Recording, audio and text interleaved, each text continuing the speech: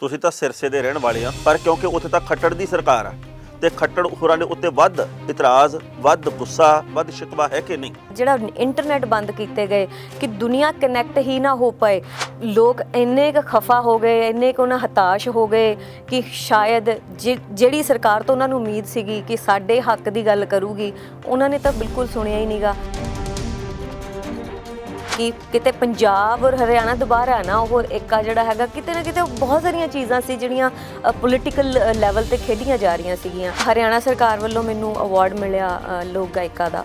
ਉਸ ਵੇਲੇ ਮੈਂ ਡਿਸਾਈਡ ਕੀਤਾ ਕਿ ਇਹ ਅਵਾਰਡ ਮੈਂ ਰੱਖਾਂਗੀ ਨਹੀਂ। ਉਹ ਕਹੇਗੀ ਕਿ ਤੁਹਾਨੂੰ ਕੀ ਫਰਕ ਪੈਂਦਾ, ਇਹ ਤਾਂ ਇੱਕ ਰਸਮ ਜੀ ਆ, ਇਹ ਤਾਂ ਇੱਕ ਫੈਸ਼ਨ ਜਿਹਾ ਚੱਲ ਪਿਆ ਇਹ ਪੁਰਸਕਾਰ ਵਾਪਸ ਕਰਨ ਦਾ। ਆਪਣੀ ਚੋਇਸ ਦੇ ਮੁਤਾਬਕ ਉਹ ਫੈਸਲਾ ਮੇਰਾ ਹੈ ਕਿ ਮੈਂ ਉਹਨੂੰ ਵਾਪਸ ਕਰਨਾ ਹੈ। ਬਤੌਰ ਕਲਾਕਾਰ ਮਨ ਦੇ ਵਿੱਚ ਧੜਕੂ ਹੈ ਕਿ ਨਹੀਂ ਵੀ ਅੱਗੇ ਤੋਂ ਭਵਿੱਖ ਦੇ ਵਿੱਚ ਕੋਈ ਸਮੱਸਿਆ ਵਧੂਗੀ? ਜੇ ਤੁਸੀਂ ਖੁਦ ਹੀ ਗਏ ਹੋ ਮੈਦਾਨ ਦੇ ਵਿੱਚ, ਫਿਰ ਡਰਨਾ ਵੀ ਨਹੀਂ ਚਾਹੀਦਾ। ਕਿਤੇ ਨਾ ਕਿਤੇ ਖੱਟੜ ਸਰਕਾਰ ਨੇ ਹੀ ਅੱਗ 'ਚ ਘਿਓ ਪਾਉਣ ਦਾ ਕੰਮ ਕੀਤਾ ਹੈ ਸਭ ਕੁਝ ਦੇ ਵਿੱਚ।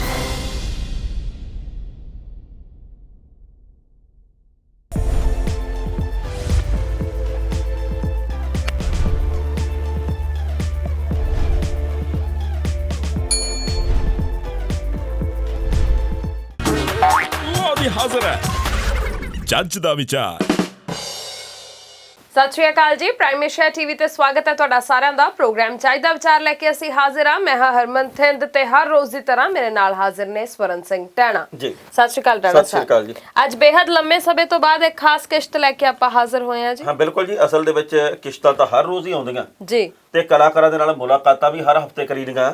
ਪਰ ਗੱਲ ਇਹ ਆ ਵੀ ਹੁਣ ਕਿਸਾਨ ਅੰਦੋਲਨ ਸਿਖਰ ਦੇ ਉੱਤੇ ਹੋਣ ਕਰਕੇ ਸਿੰਘੂ ਤੇ ਟਿੱਕਰੀ ਬਾਰਡਰ ਦੇ ਉੱਤੇ ਬਹੁਤ ਸਾਰੇ ਕਲਾਕਾਰਾਂ ਦੇ ਨਾਲ ਮੁਲਾਕਾਤ ਕੀਤੀ ਸੀ, ਪਰ ਇਸ ਸਟੂਡੀਓ ਦੇ ਵਿੱਚ ਬੈਠ ਕੇ ਕੀਤੀ ਨੂੰ ਕਾਫੀ ਹਫ਼ਤੇ ਹੋ ਗਏ ਸੀਗੇ ਤੇ ਅੱਜ ਸਾਡੇ ਸਟੂਡੀਓ ਦੇ ਵਿੱਚ ਨੇ ਰੁਪਿੰਦਰ ਹਾਂਡਾ ਹੋਰੀ ਜੀ। ਬਿਲਕੁਲ ਇਸ ਕਿਸਾਨੀ ਅੰਦੋਲਨ ਦੇ ਵਿੱਚ ਹਰਮਨ ਜੀ ਬਹੁਤ ਸਾਰੇ ਕਲਾਕਾਰਾਂ ਨੇ ਘੱਟ ਜਾਂ ਵੱਧ ਯੋਗਦਾਨ ਪਾਇਆ, ਪਰ ਮੈਨੂੰ ਨਿੱਜੀ ਤੌਰ ਦੇ ਉੱਤੇ ਜਾਪਦਾ ਵੀ ਕੁੜੀਆਂ ਦੇ ਵਿੱਚੋਂ ਰੁਪਿੰਦਰ ਹਾਂਡਾ ਨੇ ਹੀ ਸਭ ਤੋਂ ਵੱਧ ਯੋਗਦਾਨ ਪਾਇਆ ਜੀ। ਵੈਸੇ ਹੋਰ ਵੀ ਬਹੁਤ ਸਾਰੀਆਂ ਕੁੜੀਆਂ ਗਈਆਂ ਵੱਖ-ਵੱਖ ਸਟੇਜਾਂ ਦੇ ਉੱਤੇ, ਉਹਨਾਂ ਨੇ ਲੋਕਾਂ ਦੇ ਵਿੱਚ ਊਰਜਾ ਭਰਨ ਦੀ ਕੋਸ਼ਿਸ਼ ਕੀਤੀ ਆ, ਗਾਣੇ ਵੀ ਪੇਸ਼ ਕੀਤੇ ਆ, ਪਰ ਭਾਵੇਂ ਗਾਜ਼ੀਪੁਰ ਦੀ ਸਟੇਜ ਹੋਵੇ, ਭਾਵੇਂ ਟਿੱਕਰੀ ਦੀ ਹੋਵੇ ਤੇ ਭਾਵੇਂ ਸਿੰਘੂ ਦੀ ਹੋਵੇ ਤੇ ਭਾਵੇਂ ਮਹਾ ਪੰਚਾਇਤਾਂ ਦੇ ਵਿੱਚ ਜਾ ਕੇ ਭਾਸ਼ਣ ਦੇਣ ਦੀ ਗੱਲ ਹੋਵੇ, ਰੁਪਿੰਦਰ ਹਾਂਡਾ ਨੇ ਚੋਖਾ ਯੋਗਦਾਨ ਪਾਇਆ। ਬਿਲਕੁਲ ਸਹੀ ਗੱਲ ਹੈ। ਸੋ ਇਹਦੇ ਨਾਲ ਹੀ ਟਾਣਾ ਸਾਹਿਬ ਉਹਨਾਂ ਨੇ ਇੱਕ ਬਹੁਤ ਅਹਿਮ ਜਿਹੜਾ ਐਲਾਨ ਵੀ ਕੀਤਾ ਤੇ ਉਸ ਐਲਾਨ ਦੇ ਬਾਬਤ ਅੱਜ ਬਹੁਤ ਸਾਰੀਆਂ ਗੱਲਾਂ ਬਾਤਾਂ ਕਰਨ ਦੇ ਲਈ ਉਹ ਸਾਡੇ ਸਟੂਡੀਓ ਦੇ ਵਿੱਚ ਮੌਜੂਦ ਨੇ। ਸੋ ਉਹ ਐਲਾਨ ਕੀ ਹੈ, ਮੈਂ ਚਾਹੁੰਦੀ ਉਹਦੇ ਉੱਪਰ ਵੀ ਜ਼ਰੂਰ ਚਾਨਣਾ ਪਾਓ। ਬਿਲਕੁਲ ਜੀ, ਇੱਕ ਤਾਂ ਗੱਲ ਇਹ ਹੈ ਜੀ ਕਿ ਇਸ ਵਕਤ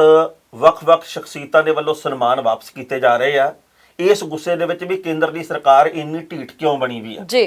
ਤੇ ਦੂਜੀ ਗੱਲ ਇਹ ਹੈ ਕਿ ਰੁਪਿੰਦਰ ਹਾਂਡਾ ਨੇ ਵੀ ਹਰਿਆਣੇ ਦੀ ਲੋਕ ਗਾਇਕਾ ਦੇ ਤੌਰ ਦੇ ਉੱਤੇ ਜਿਹੜਾ ਪੁਰਸਕਾਰ ਮਿਲਿਆ ਉਹ ਵੀ ਵਾਪਸ ਕਰਨ ਦਾ ਐਲਾਨ ਕਰ ਦਿੱਤਾ ਹੈ। ਸੋ ਇਹ ਇੱਕ ਵੱਖਰੀ ਤੇ ਵੱਡੇ ਫੈਸਲੇ ਵਾਲੀ ਗੱਲ ਹੈਗੀ ਆ। ਆਪਾਂ ਗੱਲਬਾਤ ਕਰਦੇ ਹਾਂ ਰੁਪਿੰਦਰ ਹੋਰਾਂ ਦੇ ਨਾਲ। ਜੀ ਸੋ ਸਭ ਤੋਂ ਪਹਿਲਾਂ ਸਵਾਗਤ ਕਰਦੇ ਹਾਂ ਜੀ, ਬਹੁਤ-ਬਹੁਤ ਸਵਾਗਤ ਹੈ ਤੁਹਾਡਾ। ਸਤਿ ਸ਼੍ਰੀ ਅਕਾਲ ਜੀ। ਠੀਕ ਠਾਕ ਹੋ? ਚੜ੍ਹਦੀ ਕਲਾ ਚੋਂ? ਚੜ੍ਹਦੀ ਕਲਾ ਜੀ। ਜਦੋਂ ਕੋਈ ਵੀ ਕਲਾਕਾਰ ਵੱਖ-ਵੱਖ ਵਿਆਹਾਂ ਤੇ ਜਾਂਦਾ, ਸੱਭਿਆਚਾਰਕ ਮੇਲੇ 'ਚ ਜਾਂਦਾ, ਉਦੋਂ ਚਾਹ ਹੋਰ ਤਰ੍ਹਾਂ ਦੇ ਹੁੰਦੇ ਆ, ਪਰ ਜਦੋਂ ਕਿਸੇ ਅੰਦੋਲਨ ਦੇ ਵਿੱਚ ਜਾਣਾ, ਉੱਥੇ ਜਾ ਕੇ ਬੋਲਣਾ, ਲੋਕਾਂ ਦੇ ਵਿੱਚ ਜੇਕਰ ਨਿਰਾਸ਼ਾ ਹੋਵੇ ਤਾਂ ਉਹਦੇ ਵਿੱਚ ਊਰਜਾ ਭਰਨੀ ਆ, ਉਹ ਇਕੱਠ ਭਾਵੇਂ ਹੁੰਦਾ, ਪਰ ਇਹਨਾਂ ਇਕੱਠਾਂ ਦੇ ਵਿੱਚ ਤੁਸੀਂ ਜਾ ਕੇ ਕਿੰਨਾ ਕੁ ਵੱਖਰਤਾ, ਕਿੰਨਾ ਕੁ ਅਨੁਭਵ ਤੁਹਾਡਾ ਰਿਹਾ ਇੱਥੇ?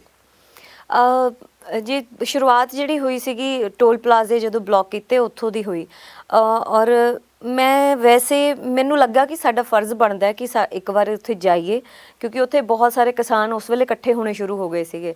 ਉਹ ਪਹਿਲੀ ਸਟੇਜ ਸੀ ਜਿੱਥੇ ਮੈਂ ਇਹ ਨਹੀਂ ਸੋਚ ਕੇ ਗਈ ਸੀ ਮੈਂ ਸਟੇਜ 'ਤੇ ਬੋਲਣਾ ਹੈ, ਮੈਂ ਸਿਰਫ ਲੋਕਾਂ ਦੇ ਰੂਬਰੂ ਹੋਣ ਗਈ ਸੀ ਕਿ ਮਾਹੌਲ ਦੇਖੀਏ ਕੀ ਉੱਥੇ ਹੈਗਾ, ਕਿਉਂਕਿ ਮੈਂ ਕਦੇ ਐਜੀਟੇਸ਼ਨਸ ਦੇਖੇ ਹੀ ਨਹੀਂ ਸੀਗੇ ਕਿੱਦਾਂ ਹੁੰਦੇ ਆ। ਮੈਨੂੰ ਲੱਗਦਾ ਕਿ ਇਹ ਬਹੁਤ ਲੋਕਾਂ ਦੀ ਜ਼ਿੰਦਗੀ ਦੇ ਵਿੱਚ ਇੱਕ ਪੜਾਅ ਦੀ ਤਰ੍ਹਾਂ ਇੱਕ ਆਏਗਾ ਕਿ ਜਿਹਨੇ ਜ਼ਿੰਦਗੀ ਬਦਲ ਦਿੱਤੀ ਜਾਂ ਦੇਖਣ ਦਾ ਨਜ਼ਰੀਆ ਚੀਜ਼ਾਂ ਨੂੰ ਬਦਲ ਦਿੱਤਾ, ਚਾਹੇ ਉਹ ਪੋਲੀਟਿਕਸ ਹੈ ਚਾਹੇ ਕੁਝ ਵੀ ਹੈ।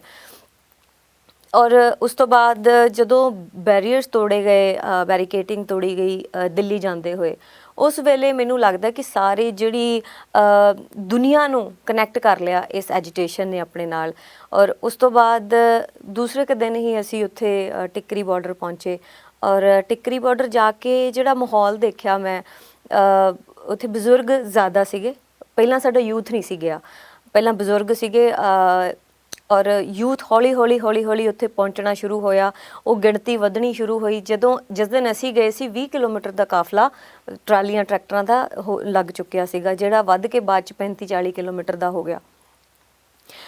ਉੱਥੇ ਜਦੋਂ ਗਏ ਤਾਂ ਮੈਨੂੰ ਐਂ ਲੱਗਾ ਕਿ ਸਾਨੂੰ ਇੱਥੇ ਸੇਵਾ ਕਰਨੀ ਚਾਹੀਦੀ ਆ, ਕੁਛ ਇਹਨਾਂ ਲਈ ਕਰੀਏ। ਉਹ ਅੰਦਰੋਂ ਇੱਕ ਆਵਾਜ਼ ਆਉਂਦੀ ਆ, ਕਿਉਂਕਿ ਇੱਕ ਕਲਾਕਾਰ ਹੋਣ ਤੋਂ ਪਹਿਲਾਂ ਅਸੀਂ ਇੱਕ ਇਨਸਾਨ ਆ, ਬਿਲਕੁਲ। ਔਰ ਇਨਸਾਨੀਅਤ ਦੇ ਤੌਰ ਤੇ ਸਾਡਾ ਇੱਕ ਫਰਜ਼ ਬਣਦਾ ਹੈ। ਔਰ ਦੂਸਰੀ ਇੱਕ ਇਹੋ ਜਿਹੇ ਪਰਿਵਾਰਾਂ ਚੋਂ ਨੇ ਜਿਨ੍ਹਾਂ ਦਾ ਮੇਨ ਕਿੱਤਾ ਜਿਹੜਾ ਹੈਗਾ ਉਹ ਹੈ ਹੀ ਖੇਤੀਬਾੜੀ। ਮੈਂ ਚਾਚੇ ਤਾਇਆ ਸਾਰਿਆਂ ਨੂੰ ਮੈਂ ਖੇਤੀ ਕਰਦੇ ਦੇਖਿਆ। ਸਿਰਫ ਮੇਰੇ ਫਾਦਰ ਹੈ ਜਿਹੜੇ ਬੈਂਕ EMPLOYE ਸੀਗੇ, ਬੈਂਕ ਮੈਨੇਜਰ, ਰਿਟਾਇਰ ਹੋਏ ਆ। ਇਸ ਤੋਂ ਇਲਾਵਾ ਮੇਰੀ ਫੈਮਿਲੀ ਸਾਰੀ ਖੇਤੀਬਾੜੀ ਕਰਦੀ ਹੈ। ਸੋ ਮੈਨੂੰ ਉਸ ਚੀਜ਼ ਦਾ ਵੀ ਇੱਕ ਖਿੱਚ ਸੀਗੀ, ਉਹ ਪਾਸਾ ਕਿ ਜੇ ਇਹ ਚੀਜ਼ਾਂ ਇਹ ਲਾਗੂ ਹੋ ਗਿਆ, ਲਾਗੂ ਤਾਂ ਉਹਨਾਂ ਨੇ ਕਰ ਹੀ ਦਿੱਤਾ, ਪਰ ਅਗਰ ਇਹ ਕੰਟੀਨਿਊ ਹੋ ਗਿਆ ਤਾਂ ਮੈਨੂੰ ਲੱਗਦਾ ਕਿ ਆਉਣ ਵਾਲਾ ਜਿਹੜਾ ਭਵਿੱਖ ਹੈ ਉਹ ਸਾਰਿਆਂ ਦਾ। ਤੁਸੀਂ ਤਾਂ ਸਿਰਸੇ ਦੇ ਰਹਿਣ ਵਾਲੇ ਆ, ਤੁਹਾਡਾ ਜੱਦੀ ਜ਼ਿਲ੍ਹਾ ਜਿਹੜਾ ਮੇਰੇ ਖਿਆਲ ਸਿਰਸਾ ਹੀ ਆ ਜੀ ਬਿਲਕੁਲ। ਤੇ ਪਰ ਤੁਸੀਂ ਆਮ ਨਾਲੋਂ ਵੱਧ ਪੀੜ ਮਹਿਸੂਸ ਕਰਦੇ ਹੋ ਕਿ ਨਹੀਂ? ਹੈ ਤਾਂ ਸਭ ਨੂੰ ਪੀੜ, ਸਾਨੂੰ ਵੀ ਆ, ਬਾਕੀ ਸਾਰੇ ਲੋਕਾਂ ਨੂੰ ਵੀ ਆ, ਪਰ ਕਿਉਂਕਿ ਉੱਥੇ ਤਾਂ ਖੱਟੜ ਦੀ ਸਰਕਾਰ ਆ ਤੇ ਖੱਟੜ ਹੋਰਾਂ ਦੇ ਉੱਤੇ ਵੱਧ ਇਤਰਾਜ਼, ਵੱਧ ਗੁੱਸਾ, ਵੱਧ ਮਲਾਲ, ਵੱਧ ਸ਼ਿਕਵਾ ਹੈ ਕਿ ਨਹੀਂ ਵੀ ਉੱਥੇ ਲੋਕਾਂ ਨੂੰ ਕੁੱਟਿਆ ਵੀ ਜਾ ਰਿਹਾ, ਉੱਥੇ ਲੋਕਾਂ ਦੇ ਮਨਾਂ ਵਿੱਚ ਗੁੱਸੇ ਦੀ ਲਹਿਰ ਪ੍ਰਚੰਡ ਵੀ ਹੋਈ ਹੈ? ਮੈਨੂੰ ਲੱਗਦਾ ਕਿਤੇ ਨਾ ਕਿਤੇ ਪੰਜਾਬ ਸਰਕਾਰ ਫਿਰ ਵੀ ਲੀਨੀਅੰਟ ਰਹੀ ਹੈ ਥੋੜੀ ਲੋਕਾਂ ਦੇ ਪ੍ਰਤੀ, ਪਰ ਜਿਹੜੀ ਖੱਟਰ ਸਰਕਾਰ ਸੀਗੀ, ਹਰਿਆਣਾ ਸਰਕਾਰ ਨੇ ਬਹੁਤ ਜ਼ਿਆਦਾ ਇੱਕ ਸਖਤ ਰਵੱਈਆ ਅਪਣਾਇਆ। ਜਦੋਂ 26 ਤਰੀਕ ਦਾ ਵਾਕਿਆ ਹੁੰਦਾ, ਉਸ ਤੋਂ ਬਾਅਦ ਜਿਹੜਾ ਇੰਟਰਨੈਟ ਬੰਦ ਕੀਤੇ ਗਏ ਕਿ ਦੁਨੀਆ ਕਨੈਕਟ ਹੀ ਨਾ ਹੋ ਪਏ, ਹਰਿਆਣਾ ਦੇ ਲੋਕਾਂ ਤੱਕ ਰਿਐਲਿਟੀ ਪਹੁੰਚੇ ਹੀ ਨਾ, ਅਪਡੇਟ ਪ੍ਰੋਪਰ ਪਹੁੰਚੇ ਹੀ ਨਾ ਕਿ ਐਕਚੁਅਲ ਮਾਹੌਲ ਕੀ ਹੈਗਾ ਬਾਰਡਰਸ ਦਾ ਇਸ ਵੇਲੇ, ਤਾਂ ਉਹਨਾਂ ਤੱਕ ਜਦੋਂ ਇਸ ਤਰ੍ਹਾਂ ਦੀਆਂ ਜਿਹੜੀਆਂ ਨੀਤੀਆਂ ਉਹਨਾਂ ਨੇ, ਇਹੋ ਜਿਹੀ ਨੀਤੀਆਂ ਜਦੋਂ ਉਹਨਾਂ ਨੇ ਅਪਣਾਈਆਂ, ਉਹ ਜਿਹੜਾ ਇੱਕ ਉਹਨਾਂ ਦੀ ਜਿਹੜੀ ਛਵੀ ਸੀਗੀ ਉਹਨਾਂ ਨੇ ਆਪਣੇ ਆਪ ਖਰਾਬ ਕੀਤੀ। ਔਰ ਉਸ ਵੇਲੇ ਮੈਨੂੰ ਐਂ ਲੱਗਾ ਕਿ ਇਹ ਜੋ ਹੋ ਰਿਹਾ ਇਹ ਬਹੁਤ ਗਲਤ ਹੈ। ਜਿਹੜੀ ਹਰਿਆਣਾ ਸਰਕਾਰ ਵੱਲੋਂ ਮੈਨੂੰ ਅਵਾਰਡ ਮਿਲਿਆ ਲੋਕ ਗਾਇਕਾ ਦਾ, ਹਰਿਆਣਾ ਲੋਕ ਗਾਇਕਾ ਦਾ 2013 ਦੇ ਵਿੱਚ, ਹਾਂਜੀ 13 'ਚ ਮਿਲਿਆ ਸੀਗਾ, ਔਰ 2016-17 ਦੇ ਵਿੱਚ ਖੱਟੜ ਸਾਹਿਬ ਦੇ ਹੱਥੋਂ ਮੈਨੂੰ ਮਿਲਿਆ। ਅਨਾਉਂਸ ਪਹਿਲਾਂ ਹੋਇਆ ਸੀਗਾ ਤੇ ਇਹ ਸਭ ਕੁਝ ਜਦੋਂ ਹੋ ਰਿਹਾ ਸੀਗਾ, ਇਹਦੇ ਦੌਰਾਨ ਹੀ ਟਿੱਕਰੀ ਬਾਰਡਰ ਤੇ ਇੱਕ ਬਜ਼ੁਰਗ ਨੇ ਫਾਹਾ ਲਾ ਕੇ ਆਪਣੇ ਆਪ ਨੂੰ ਖਤਮ ਕਰ ਲਿਆ। ਉਹਦੀਆਂ 3 ਕੁੜੀਆਂ ਸੀਗੀਆਂ, ਔਰ ਮੇਰੇ ਖਿਆਲ ਇੱਕ ਵਿਆਹੀ ਹੋਈ ਸੀ, 2 ਕੁਆਰੀਆਂ ਸੀਗੀਆਂ, ਕੁਛ ਇੱਦਾਂ ਦਾ। ਤਾਂ ਮੈਨੂੰ ਜਦੋਂ ਇਸ ਬਾਰੇ ਪਤਾ ਲੱਗਿਆ, ਉਹ ਹਰਿਆਣਾ ਤੋਂ ਸੀ, ਤਾਂ ਲੋਕ ਇੰਨੇ ਕੁ ਖਫਾ ਹੋ ਗਏ, ਇੰਨੇ ਕੁ ਉਹਨਾਂ ਹਤਾਸ਼ ਹੋ ਗਏ ਕਿ ਸ਼ਾਇਦ ਜਿਹੜੀ ਸਰਕਾਰ ਤੋਂ ਉਹਨਾਂ ਨੂੰ ਉਮੀਦ ਸੀਗੀ ਕਿ ਸਾਡੇ ਹੱਕ ਦੀ ਗੱਲ ਕਰੂਗੀ, ਉਹਨਾਂ ਨੇ ਤਾਂ ਬਿਲਕੁਲ ਸੁਣਿਆ ਹੀ ਨਹੀਂਗਾ, ਬਲਕਿ ਲੋਕਾਂ ਨੂੰ ਹੋਰ ਡਿਸਕਨੈਕਟ ਕਰਨ ਦੀ ਕੋਸ਼ਿਸ਼ ਕੀਤੀ ਇੱਕ ਦੂਸਰੇ ਤੋਂ, ਜਾਂ ਕਿ ਕਿਤੇ ਪੰਜਾਬ ਔਰ ਹਰਿਆਣਾ ਦੁਬਾਰਾ ਨਾ ਉਹ ਏਕਾ ਜਿਹੜਾ ਹੈਗਾ, ਕਿਤੇ ਨਾ ਕਿਤੇ ਬਹੁਤ ਸਾਰੀਆਂ ਚੀਜ਼ਾਂ ਸੀ ਜਿਹੜੀਆਂ ਪੋਲੀਟੀਕਲ ਲੈਵਲ ਤੇ ਖੇਡੀਆਂ ਜਾ ਰਹੀਆਂ ਸੀਗੀਆਂ। ਉਸ ਵੇਲੇ ਮੈਂ ਡਿਸਾਈਡ ਕੀਤਾ ਕਿ ਇਹ ਅਵਾਰਡ ਮੈਂ ਰੱਖਾਂਗੀ ਨਹੀਂ। ਇਸ ਤੋਂ ਪਹਿਲਾਂ ਮੇਰੇ ਦਿਮਾਗ, ਕਿਉਂਕਿ ਅਵਾਰਡ ਇਹੋ ਜਿਹੀ ਚੀਜ਼ਾਂ ਹੁੰਦੀਆਂ ਨੇ, ਇੱਕ ਵਾਰੀ ਮਿਲ ਜਾਂਦੇ ਅਸੀਂ ਘਰ 'ਚ ਸਜਾ ਕੇ ਰੱਖ ਲੈਂਦੇ, ਉਦੋਂ ਬਾਅਦ ਅਸੀਂ ਭੁੱਲ ਜਾਂਦੇ ਹਾਂ।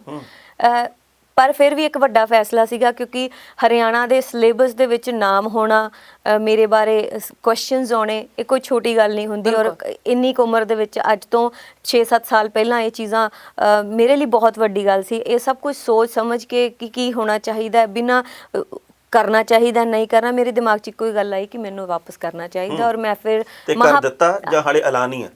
ਉਹਨਾਂ ਨੂੰ ਇੱਕ ਲੈਟਰ ਲਿਖ ਦਿੱਤਾ ਗਿਆ, ਉਹਨਾਂ ਵੱਲੋਂ ਡੇਟ ਆਏਗੀ, ਮੁੱਖ ਮੰਤਰੀ, ਹਾਂਜੀ, ਤੇ ਉਹਨਾਂ ਵੱਲੋਂ ਡੇਟ ਆਏਗੀ, ਜੋ ਵੀ ਹੋਊਗਾ ਅਗਲਾ ਪ੍ਰੋਸੀਜਰ। ਮੈਂ ਤੁਹਾਨੂੰ ਦੱਸਦਾ, ਉਹਨਾਂ ਦੇ ਵੱਲੋਂ ਕੋਈ ਡੇਟ ਨਹੀਂ ਆਉਣੀ, ਕਿਉਂਕਿ ਜਿਹੜੇ ਵੀ ਸੱਜਣ ਹੁਣ ਤੱਕ ਸਾਹਿਤ ਅਕਾਦਮੀ ਦੇ ਪੁਰਸਕਾਰ ਵਾਪਸ ਕਰਨ ਗਏ, ਹੋਰ ਪੁਰਸਕਾਰ ਵਾਪਸ ਕਰਨ ਗਏ, ਉਹ ਆਪ ਜਾ ਕੇ ਜਦੋਂ ਦੇਣ ਗਏ ਨਾ, ਉੱਥੇ ਵੀ ਉਹਨਾਂ ਨੂੰ ਕਈ ਤਰ੍ਹਾਂ ਦੇ ਇਹੋ ਜਿਹੇ ਝਾੜ ਪਾਈ ਗਈ, ਜਾਂ ਉਹਨਾਂ ਨੂੰ ਜ਼ਲੀਲ ਕੀਤਾ ਗਿਆ, ਉਹਨਾਂ ਨੂੰ ਚੱਕਰਾਂ 'ਚ ਪਾਇਆ ਗਿਆ। ਉਹ ਕਹਿੰਦੇ ਜੀ ਕਿ ਤੁਹਾਨੂੰ ਕੀ ਫਰਕ ਪੈਂਦਾ, ਇਹ ਤਾਂ ਇੱਕ ਰਸਮ ਜੀ ਆ, ਇਹ ਤਾਂ ਇੱਕ ਫੈਸ਼ਨ ਜਿਹਾ ਚੱਲ ਪਿਆ ਇਹ ਪੁਰਸਕਾਰ ਵਾਪਸ ਕਰਨ ਦਾ। ਉਹਨਾਂ ਨੇ ਉੱਥੇ ਇਹੋ ਜਿਹੀਆਂ ਗੱਲਾਂ ਕਹੀਆਂ। ਮੇਰੇ ਨਾਲ ਕਈ ਇਹੋ ਜਿਹੇ ਸੱਜਣਾਂ ਦੀ ਗੱਲ ਹੋਈ ਹੈ ਜਿਹੜੇ ਪੁਰਸਕਾਰ ਵਾਪਸ ਕਰਨ ਗਏ ਸੀਗੇ ਦਿੱਲੀ ਦੇ ਵਿੱਚ, ਪਰ ਉਹਨਾਂ ਨੂੰ ਇਦਾਂ ਦੇ ਸ਼ਬਦਾਂ ਦੇ ਨਾਲ ਨਵਾਜ਼ਿਆ ਉਹਨਾਂ ਨੇ ਫਿਰ ਅਵਾਰਡਸ ਵਾਪਸ ਨਹੀਂ ਲਏ, ਕਰਤੇ ਉਹਨਾਂ ਨੇ, ਕਰਕੇ ਆਏ ਵਾਪਸ।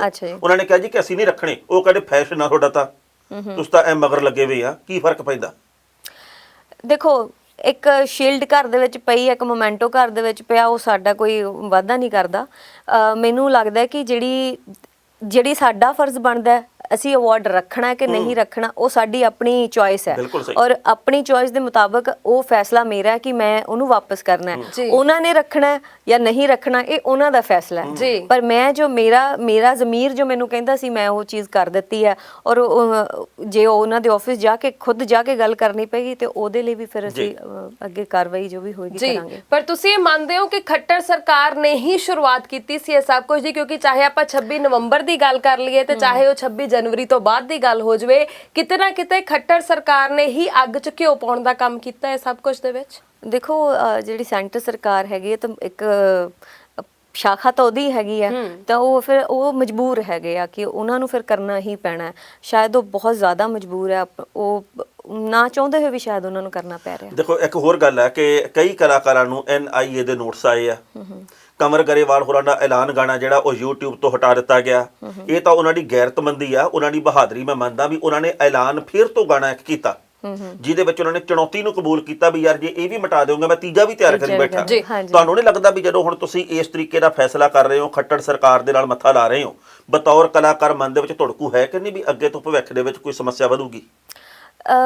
ਦੇਖੋ ਇਹ ਚੀਜ਼ਾਂ ਜਿਹੜੀਆਂ ਹੁੰਦੀਆਂ, ਇਹ ਕਹਿੰਦੇ ਤਨ ਮਨ ਧਨ ਦੇ ਨਾਲ ਜਦੋਂ ਤੁਸੀਂ ਕਿਸੇ ਅੰਦੋਲਨ ਦੇ ਵਿੱਚ ਜੁੜਦੇ ਹੋ ਤੇ ਫਿਰ ਤੁਹਾਨੂੰ ਹਰ ਪੱਖੋਂ ਤੁਹਾਨੂੰ ਨਾਲ ਜੁੜਨਾ ਪੈਂਦਾ ਔਰ ਫਿਰ ਕਿਸੇ ਵੀ ਚੀਜ਼ ਦੀ ਪਰਵਾਹ ਨਹੀਂ ਕਰਨੀ ਪੈਂਦੀ। ਮੈਨੂੰ ਲੱਗਦਾ ਕਿ ਅੱਜ ਉਹ ਸਮਾਂ ਸ਼ਾਇਦ ਅਗਰ ਭਗਤ ਸਿੰਘ ਉਸ ਵੇਲੇ ਇਹ ਸੋਚ ਲੈਂਦਾ ਕਿ ਮੈਨੂੰ ਤੰਗ ਕਰਨਗੇ, ਪਰੇਸ਼ਾਨ ਕਰਨਗੇ, ਸ਼ਾਇਦ ਅੱਜ ਭਗਤ ਸਿੰਘ ਨੂੰ ਅਸੀਂ ਯਾਦ ਨਾ ਕਰ ਰਹੇ ਹੁੰਦੇ। ਉਹ ਵੀ ਕਿਸੇ ਇੱਦਾਂ ਹੀ ਓਝਲ ਹੋ ਜਾਣਾ ਸੀਗਾ, ਉਹ ਵੀ ਧੂਮਿਲ ਹੋ ਜਾਣਾ ਸੀਗਾ ਨਾਮ ਕਿ ਕੋਈ ਸੀਗਾ, ਤੇ ਅੱਜ ਉਹ ਹਰ ਇੱਕ ਦੇ ਦਿਲ 'ਚ ਵਸ ਰਿਹਾ।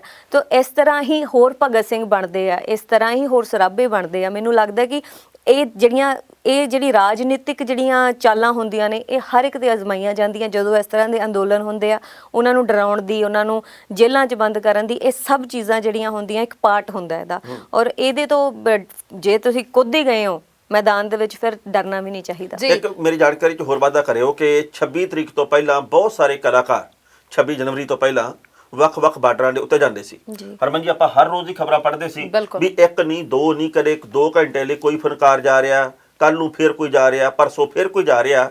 ਪਰ 26 ਤਰੀਕ ਤੋਂ ਬਾਅਦ ਉਹਨਾਂ ਦੀ ਗਿਣਤੀ ਦੇ ਵਿੱਚ ਕਾਫੀ ਕਟੌਤੀ ਹੋਈ ਆ, ਕਾਫੀ ਘੱਟ ਗਿਣਤੀ ਦੇ ਵਿੱਚ ਜਾ ਰਹੇ ਆ। ਹਾਲਾਂਕਿ ਜਿਹੜੇ ਡਟੇ ਹੋਏ ਆ ਉਹਨਾਂ ਨੂੰ ਅਸੀਂ ਸਲਾਮ ਕਹਿੰਦੇ ਆ, ਪਰ ਜਿਹੜਾ ਜਾਣ ਆਉਣ ਦਾ ਇੱਕ ਦੌਰਾ ਕਰਕੇ ਆਉਣ ਵਾਲੀ ਗੱਲ ਸੀ ਨਾ, ਉਹ ਘਟ ਗਈ ਆ। ਕਿਉਂ?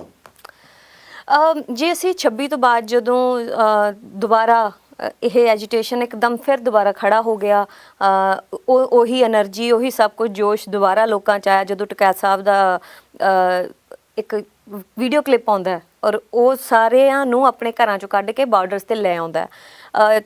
ਮੈਂ ਗਾਜ਼ੀਪੁਰ 29 ਤਰੀਕ ਨੂੰ ਪਹੁੰਚੀ, 28 ਤਰੀਕ ਦੀ ਰਾਤ ਦੀ ਗੱਲ ਆ ਉਹ, ਔਰ 29 ਤਰੀਕ ਨੂੰ ਉੱਥੇ ਪਹੁੰਚੀ ਔਰ ਉੱਥੇ ਸੈਲਾਬ ਆਇਆ ਹੋਇਆ ਸੀਗਾ। ਇੰਨੇ ਲੋਕ ਸੀਗੇ ਉੱਥੇ ਗਾਜ਼ੀਪੁਰ ਦੇ ਵਿੱਚ।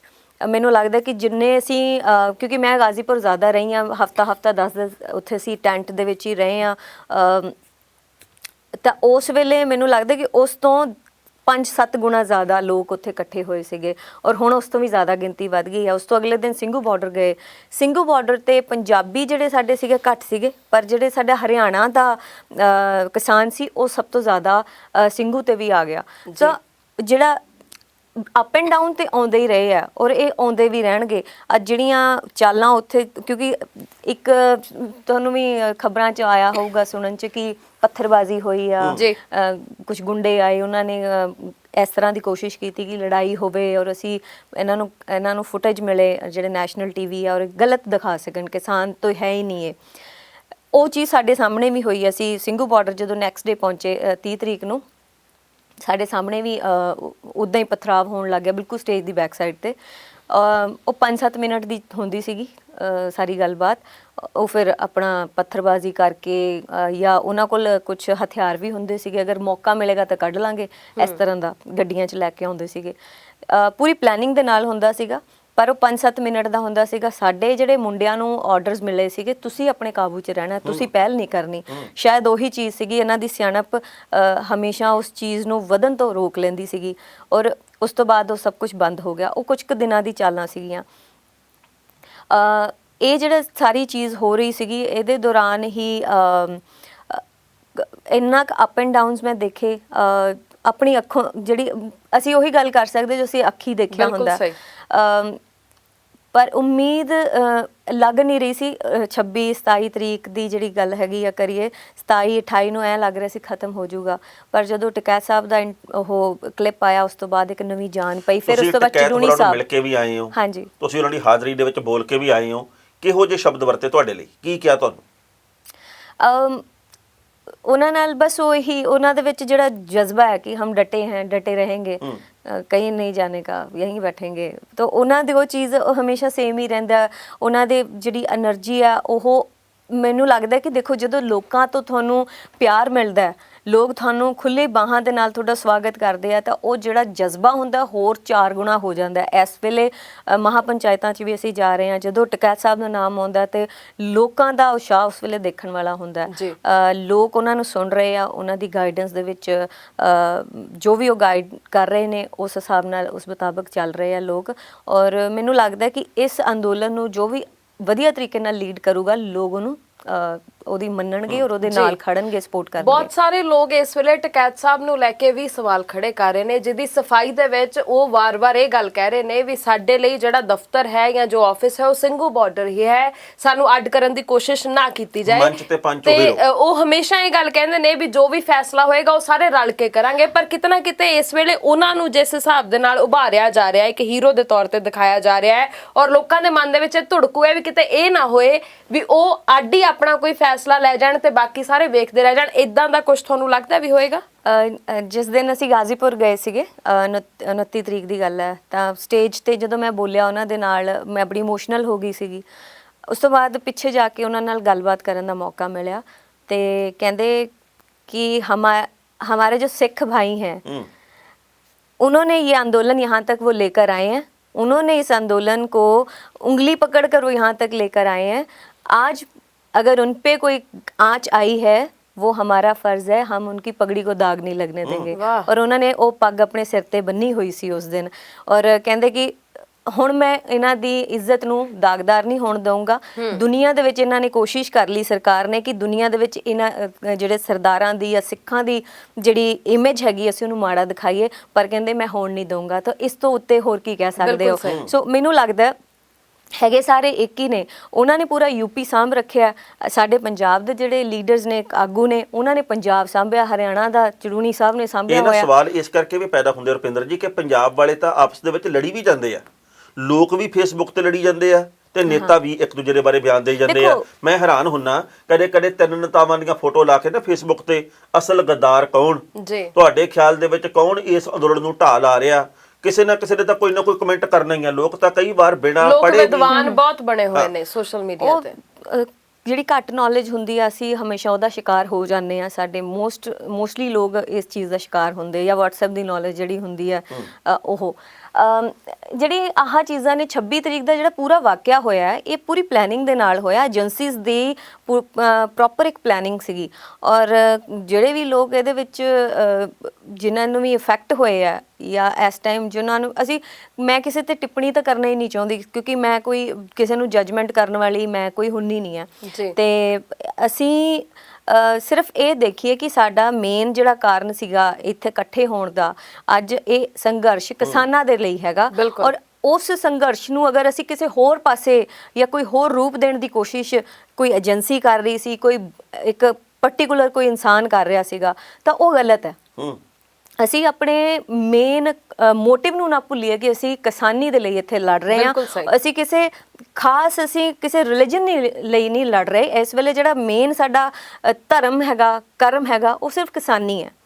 ਔਰ ਉਹਦੇ ਹੇਠ ਅਸੀਂ ਆਏ ਹਾਂ, ਝੰਡੇ ਦੇ ਹੇਠ, ਉਸ ਹਰੇ ਝੰਡੇ ਦੇ ਹੇਠ ਅਸੀਂ ਬੈਠੇ ਹਾਂ। ਉਹਦੇ ਹੱਕ ਦੇ ਲਈ, ਉਹਦੇ ਹੱਕਾਂ ਦੇ ਲਈ ਲੜਾਈ ਕਰ ਰਹੇ ਹਾਂ।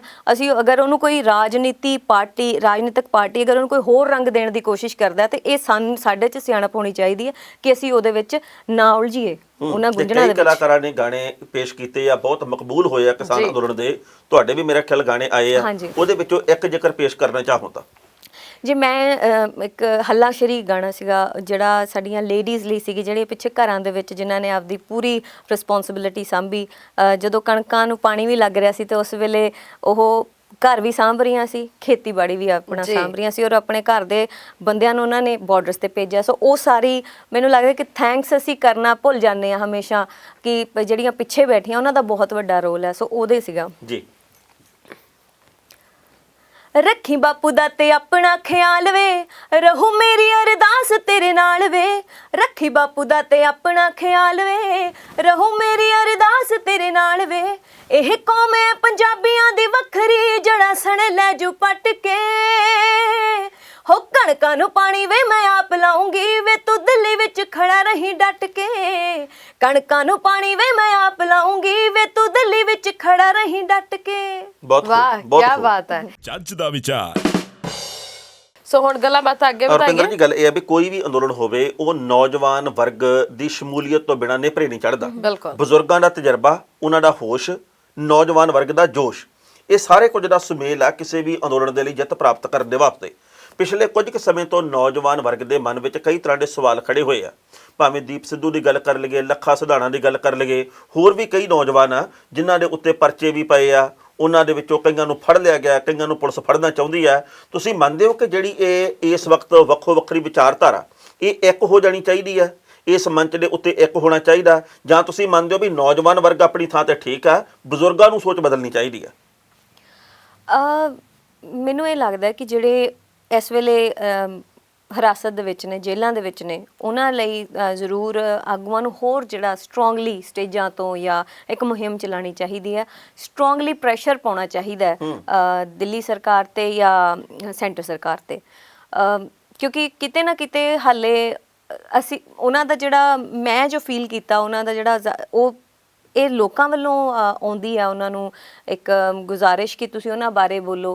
ਕਿਉਂਕਿ ਮੈਨੂੰ ਵੀ ਜਿੰਨੇ ਕੁ ਮੈਸੇਜ ਆਉਂਦੇ ਜਾਂ ਮੈਂ ਲੋਕਾਂ ਨੂੰ ਮਿਲਦੀ ਹਾਂ ਤੇ ਉਹ ਇੱਕੋ ਗੱਲ ਕਹਿੰਦੇ ਕਿ ਤੁਸੀਂ ਪਲੀਜ਼ ਜਿਹੜੇ ਸਾਡੇ ਲੀਡਰਸ ਨੇ ਉਹਨਾਂ ਤੱਕ ਇਹ ਗੱਲ ਪਹੁੰਚਾਓ ਕਿ ਉਹਨਾਂ ਲਈ ਉਹ ਸਟਰੋਂਗਲੀ ਕਿਉਂ ਨਹੀਂ ਬੋਲ ਰਹੇ। ਉਹ ਕਰ ਰਹੇ ਆ, ਲੀਗਲ ਪੈਨਲ ਬੈਠਾ ਹੋਇਆ, ਉਹ ਆਪਣਾ ਕੰਮ ਜੋ ਕਰ ਰਿਹਾ, ਦੇਖੋ ਲੀਗਲ ਵੇ ਦੇ ਨਾਲ ਹੀ ਹੋਣਾ ਹੁਣ ਤਾਂ ਜੋ ਵੀ ਹੋਊਗਾ। ਪਰ ਜਿਹੜਾ ਪ੍ਰੈਸ਼ਰ ਹੈਗਾ, ਮੈਨੂੰ ਲੱਗਦਾ ਕਿ ਅਗਰ ਇਹ ਸੰਘਰਸ਼ ਇੱਥੋਂ ਤੱਕ ਪਹੁੰਚਿਆ ਤਾਂ ਉਹ ਲੋਕਾਂ ਦੇ ਏਕੇ ਦੇ ਨਾਲ ਹੀ ਪਹੁੰਚਿਆ। ਲੋਕ ਇਕੱਠੇ ਹੋਏ, ਉਹ ਲੋਕਾਂ ਦੀ ਪਾਵਰ ਹੈ ਜਿਹੜੀ ਅੱਜ ਜਿਹੜੀ ਸਰਕਾਰ ਹੈ ਉਹ ਡਰੀ ਹੋਈ ਹੈ। ਸੋ ਇਹਦੇ ਲਈ ਵੀ ਥੋੜਾ ਜਿਹਾ ਹੋਰ ਮੁਹਿੰਮ ਜਿਹੜੀ ਹੈਗੀ ਆ ਹੋਰ ਚਲਾਉਣੀ ਪਊਗੀ ਥੋੜੀ ਸਟਰੋਂਗਲੀ। ਉਹ ਕੋਈ ਵੀ ਹੋਏ, ਅਸੀਂ ਪਾਰਟਿਕੂਲਰ ਕਿਸੇ ਪਰਸਨ ਦਾ ਨਹੀਂ ਕਹਾਂਗੇ ਕਿ ਮੈਨੂੰ ਲੱਗਦਾ ਕਿ ਜਿੰਨੇ ਵੀ ਲੋਕ ਇਹਦੇ ਵਿੱਚ ਗਏ, ਕਿਉਂਕਿ ਉਹਦੇ ਨਾਲ ਫਿਊਚਰ ਜੁੜਿਆ, ਸਾਰਿਆਂ ਦਾ ਫਿਊਚਰ ਜੁੜਿਆ। ਜਿਹੜੇ ਇਸ ਵੇਲੇ ਜੇਲ੍ਹਾਂ ਦੇ ਵਿੱਚ ਜਾਂ ਫਿਰ ਜਿਨ੍ਹਾਂ ਦੇ ਉੱਤੇ ਬੜੀਆਂ ਕੜੀਆਂ ਧਾਰਾਵਾਂ ਲਾ ਕੇ ਉਹਨਾਂ ਨੂੰ ਅੰਦਰ ਬੰਦ ਕੀਤਾ ਗਿਆ ਕਿ ਇਹਨਾਂ ਦੇ ਆਉਣ ਵਾਲੇ ਜਿਹੜੇ 13-14 ਸਾਲ ਨੇ ਅਸੀਂ ਇਹਨਾਂ ਨੂੰ ਬਾਹਰ ਨਹੀਂ ਨਿਕਲਣ ਦਾਂਗੇ, ਉਹ ਗਲਤ ਹੈ। ਉਹਦੇ ਲਈ ਇਹਨਾਂ ਨੂੰ ਬੋਲਣਾ ਚਾਹੀਦਾ ਔਰ ਉੱਥੇ ਸਾਰੇ ਇਕੁਅਲੀ ਇਹਨਾਂ ਲਈ ਹੋਣੇ ਚਾਹੀਦੇ ਨੇ, ਬਰਾਬਰ ਹੋਣੇ ਚਾਹੀਦੇ ਜੀ। ਪਰ ਤੁਹਾਨੂੰ ਇਹ ਨਹੀਂ ਲੱਗਦਾ ਵੀ ਕਿਤੇ ਨਾ ਕਿਤੇ ਸਾਰਾ ਕੁਝ ਧਿਆਨ ਭਟਕਾਉਣ ਦੇ ਲਈ ਵੀ ਕੀਤਾ ਹੋ ਦੇਖੋ ਸਕਦਾ? ਜਿਹੜੀ ਸਰਕਾਰਾਂ ਨੇ ਕੀਤਾ ਉਹ ਤਾਂ ਕੀਤਾ ਹੀ ਇਸ ਨੀਤੀ ਨਾਲ ਸੀ ਉਹਨਾਂ ਨੇ ਕੰਮ ਕਿ ਇਹਨਾਂ 'ਚ ਫੁੱਟ ਪੈ ਜਾਏ ਕਿਸੇ ਵੀ ਤਰੀਕੇ ਨਾਲ। ਔਰ ਉਹ ਕਿਤੇ ਨਾ ਕਿਤੇ ਜਿਹੜੀ ਸੋਸ਼ਲ ਮੀਡੀਆ ਹੁੰਦਾ ਉਹ ਸਾਡੇ ਹੱਥ ਵਿੱਚ ਨਹੀਂ ਹੁੰਦਾ। ਉਹ ਜਿਸ ਪਾਸੇ ਨੂੰ ਵੀ ਉਹਨੇ ਰੁਖ ਕਰਨਾ ਉਹ ਕਰ ਹੀ ਲੈਣਾ। ਔਰ ਸਾਡੇ ਇੱਕ ਵਾਰੀ ਕੋਈ ਕੀੜੀ ਤੁਰਦੀ ਹੈ ਤਾਂ ਕੀੜੀ ਪਿੱਛੇ ਫਿਰ ਹੋਰ ਕੀੜੀਆਂ ਵੀ ਤੁਰ ਪੈਂਦੀਆਂ ਨੇ। ਸੋ ਕਿਉਂਕਿ ਸਾਰਿਆਂ ਇਹ 5 ਉਂਗਲਾਂ ਇੱਕੋ ਵਰਗੀਆਂ ਨਹੀਂ ਹੁੰਦੀਆਂ। ਹਰ ਇੱਕ ਇਨਸਾਨ ਦਾ ਸੋਚਣ ਦਾ ਨਜ਼ਰੀਆ ਅਲੱਗ-ਅਲੱਗ ਹੁੰਦਾ। ਹਰ ਇੱਕ ਨੂੰ ਸ਼ਾਇਦ ਤੁਸੀਂ ਬਹੁਤ ਅੱਛੇ ਲੱਗਦੇ ਹੋਵੋਗੇ, ਕਿਸੇ ਨੂੰ ਨਹੀਂ ਵੀ ਲੱਗਦੇ ਹੋਣਗੇ। ਹਰ ਇੱਕ ਦੀ ਆਪਣੀ ਚੋਇਸ ਹੁੰਦੀ ਹੈ ਔਰ ਹਰ ਇੱਕ ਨੂੰ ਬੋਲਣ ਦੀ ਫਰੀडम ਹੈਗੀ ਆ। ਸੋ ਆਪਣੀ ਪਰ ਮੈਨੂੰ ਲੱਗਦਾ ਕਿ ਇਸ ਪੁਆਇੰਟ ਤੇ ਆ ਕੇ ਸਾਰਿਆਂ ਨੂੰ ਇੱਕ ਹੋ ਜਾਣਾ ਚਾਹੀਦਾ ਔਰ ਇਹਦੇ ਵਿੱਚ ਜਿਹੜੇ ਸਾਡੇ ਲੀਡਰਸ ਨੇ ਉਹਨਾਂ ਨੂੰ ਵੀ ਥੋੜਾ ਜਿਹਾ ਐਫਰਟ ਹੋਰ ਵਧਾਉਣਾ ਚਾਹੀਦਾ। ਤੁਸੀਂ ਲੋਕਾਂ ਦੇ ਵਿੱਚ ਵਿਚਰੇ ਕਿ ਉਹ ਹੋ, ਜੇਲ੍ਹਾਂ ਚੋਂ ਬਾਹਰ ਨਿਕਲ, ਕਈ ਵਾਰ ਜਾ ਕੇ ਵਿਚਰੇ ਹੋ, ਤੁਹਾਨੂੰ ਕੀ ਲੱਗਦਾ ਉਹਦਾ ਕੁੱਲ ਮਿਲਾ ਕੇ ਜੇਕਰ ਤੁਹਾਨੂੰ ਇੱਥੇ ਸੰਖੇਪ ਦੇ ਵਿੱਚ ਪੁੱਛਣਾ ਹੋਵੇ ਬਈ ਲੋਕਾਂ ਦੇ ਵਿੱਚ ਉਤਸ਼ਾਹ ਵਧਿਆ, ਘਟਿਆ ਜਾਂ ਪਹਿਲਾਂ ਜਿੰਨਾ? ਜੀ ਦੇਖੋ ਜਿਹੜਾ ਉਤਸ਼ਾਹ ਹੈਗਾ ਪਹਿਲੇ ਦੂਸਰੇ ਦਿਨ ਤਾਂ ਮੈਨੂੰ ਲੱਗਦਾ ਕਿ ਕਿਸੇ ਨੇ ਕੁਝ ਖਾਦਾ ਹੀ ਨਹੀਂ ਹੋਣਾ। ਬਹੁਤ ਲੋਕ ਹੋਣਗੇ ਜਿਹੜੇ ਭੁੱਖੇ ਸੁੱਤੇ ਹੋਣਗੇ 26-27 ਨੂੰ 28 ਨੂੰ ਵੀ। ਜਦੋਂ ਟਕੈਤ ਸਾਹਿਬ ਦੀ ਵੀਡੀਓ ਆਉਂਦੀ ਆ ਉਸ ਤੋਂ ਬਾਅਦ ਇੱਕ ਨਵਾਂ ਜੋਸ਼, ਇੱਕ ਨਵੀਂ એનર્ਜੀ ਲੋਕਾਂ ਦੇ ਵਿੱਚ ਆਉਂਦੀ ਆ ਔਰ ਉਹ ਤਾਂ ਮੇਰੇ ਖਿਆਲ ਨੈਕਸਟ ਲੈਵਲ ਸੀ। ਅੱਜ ਵੀ એનર્ਜੀ ਬਹੁਤ ਹੈ। ਜਿਸ ਤਰ੍ਹਾਂ ਪਹਿਲਾਂ ਸੀਗਾ ਸਿਰਫ ਇੰਨਾ ਕੁ ਹੈਗਾ ਕਿ 26 ਤੋਂ ਪਹਿਲਾਂ ਅਸੀਂ ਮੰਨ ਸਕਦੇ ਹਾਂ ਕਿ ਉੱਥੇ ਸ਼ਿਲਾਰੂ ਵੀ ਸੀਗੇ ਜਿਹੜੇ ਟਾਈਮ ਪਾਸ ਕਰਨ ਲਈ ਚੱਲ ਜਾਂਦੇ ਸੀਗੇ, ਨੱਚ ਲਿਆ, ਟੱਪ ਲਿਆ, ਆ ਗਏ, ਖਾ ਲਿਆ, ਪੀ ਲਿਆ, ਪਿੰਨੀਆਂ ਖਾ ਲਿਆ। ਸ਼ਿਲਾਰੂ ਤੋਂ ਭਾਵ ਜਿਹੜੇ ਸਿਰਫ ਇੱਕ ਖਾਣਾ ਪੂਰਤੀ ਲਈ ਹੁੰਦੇ ਆ ਕਿ ਅਸੀਂ ਬੈਠੇ ਆ, ਸਿਰਫ ਮौज ਮਸਤੀ ਵਾਲੇ।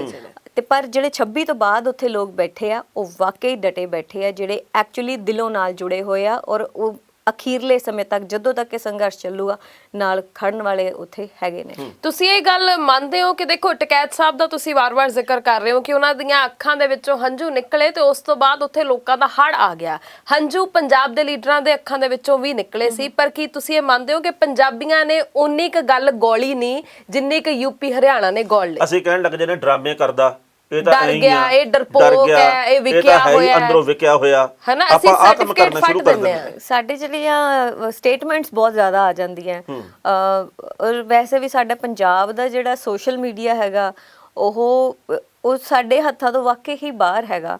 ਔਰ ਉਥੇ ਮੈਂ ਇਸ ਗੱਲ ਨੂੰ ਐਕਸਪਲੇਨ ਨਹੀਂ ਕਰ ਪਾਉਂਗੀ ਕਿ ਉਹਨਾਂ ਨੂੰ ਲੈ ਕੇ, ਪੰਜਾਬ ਵਾਲੇ ਆਗੂਆਂ ਨੂੰ ਲੈ ਕੇ ਲੋਕਾਂ ਦੀ ਕੀ ਹੈਗੀ ਆ, ਉਹਨਾਂ ਨੂੰ ਲੈ ਕੇ ਕੀ ਆ। ਮੈਨੂੰ ਲੱਗਦਾ ਕਿ ਬਸ ਇੰਨਾ ਕੁ ਹੈਗਾ, ਇਹ ਵੀ ਦਿਲੋਂ ਜਿੰਨਾ ਵੀ ਉਥਰੂ ਨਿਕਲੇ ਸੀਗੇ, ਚਾਹੇ ਉਹ ਰਾਜੇਵਾਲ ਸਾਹਿਬ ਦੇ ਸੀਗੇ, ਠੀਕ ਹੈ ਜੀ, ਜਿਨ੍ਹਾਂ ਦੇ ਵੀ ਜਿਹੜੇ ਵੀ ਉਸ ਵੇਲੇ ਰੋਏ ਆ, ਉਹ ਦਿਲ ਤੋਂ ਸੀਗਾ, ਕਿਉਂਕਿ ਉਸ ਵੇਲੇ ਹਰ ਇੱਕ ਇਨਸਾਨ ਆਪਣੇ ਘਰ 'ਚ ਬੈਠਾ ਹੈ, ਕਿਤੇ ਵੀ ਬੈਠਾ ਹੈ, ਉਸ ਬਾਰਡਰ ਤੇ ਬੈਠਾ ਹੈ, ਹਰ ਇੱਕ ਦੀਆਂ ਅੱਖਾਂ ਨਮ ਸੀਗੀਆਂ, ਹਰ ਇੱਕ ਬੰਦਾ ਰੋ ਰਿਹਾ ਸੀਗਾ। ਪਰ ਜਿਹੜੀ ਸਿਚੁਏਸ਼ਨ ਟਕੈਤ ਸਾਹਿਬ ਨਾਲ ਹੋਈ, ਉਹ ਸਿਚੁਏਸ਼ਨ ਹੀ ਇਸ ਤਰ੍ਹਾਂ ਦੀ ਸੀਗੀ ਕਿ ਉਹਨਾਂ ਨੂੰ ਜਦੋਂ ਕੋਈ ਲੀਡਰ ਜਿਹਨੂੰ ਦੇਖੋ ਪੂਰਾ ਯੂਪੀ ਉਹਨਾਂ ਨੂੰ ਮੰਨਦਾ, ਬਿਲਕੁਲ ਉਹਨਾਂ ਦੇ ਫਾਦਰ ਸਾਹਿਬ ਦੀ ਵੀ ਬਹੁਤ ਇੱਜ਼ਤ ਹੈ, ਉਹਨਾਂ ਨੇ ਵੀ ਇੰਨੇ ਵੱਡੇ ਸੰਘਰਸ਼ ਕੀਤੇ ਆ, ਹੱਕਾਂ ਦੀ ਲੜਾਈ ਲੜੀ ਆ ਉਹਨਾਂ ਨੇ, ਤਾਂ ਉਹਨਾਂ ਤੋਂ ਐਕਸਪੈਕਟੇਸ਼ਨਸ ਲੋਕਾਂ ਨੂੰ ਬਹੁਤ ਜ਼ਿਆਦਾ ਹੈ। ਜਦੋਂ ਇੱਕ ਲੀਡਰ ਆਪਣੇ ਅੱਖਾਂ ਦੇ ਸਾਹਮਣੇ ਪੂਰਾ ਦਾ ਪੂਰਾ ਬਾਰਡਰ ਖਾਲੀ ਹੁੰਦਾ ਦੇਖ ਰਿਹਾ ਸੀਗਾ, ਸਿਰਫ 100 ਬੰਦਾ ਰਹਿ ਗਿਆ ਸੀ ਉੱਥੇ, ਉਹ ਜਿਹੜਾ, ਔਰ ਉਸ ਤੋਂ ਬਾਅਦ ਉੱਥੇ ਗੁੰਡੇ ਵੀ ਆ ਗਏ ਜਿਨ੍ਹਾਂ ਨੇ ਪੁਲਿਸ ਬਹੁਤ ਮਾਰਕੁੱਟ ਕਰ ਰਹੀ ਸੀਗੀ, ਬਦਤਮੀਜ਼ੀ ਕਰ ਰਹੀ ਸੀਗੀ, ਟੈਂਟਾਂ ਦੇ ਵਿੱਚੋਂ ਸਮਾਨ ਨਿਕਲਿਆ, ਜਿਹੜੇ ਸੇਵਾ ਭੇਜੀ ਜਾਂਦੀ ਆ, ਰਜਾਈਆਂ ਦੀ ਹੋ ਗਈ, ਕੰਬਲ ਹੋ ਗਏ, ਕੋਈ ਵੀ ਤੁਸੀਂ ਮਤਲਬ A to Z ਜੋ ਵੀ ਸੇਵਾ ਆਉਂਦੀ ਆ, ਉੱਥੋਂ ਦੀ ਲੋਕ ਚੱਕ ਕੇ ਲੈ ਕੇ ਗਏ ਆ, ਜਿਹੜੇ ਗੁੰਡੇ ਆਏ ਸੀਗੇ।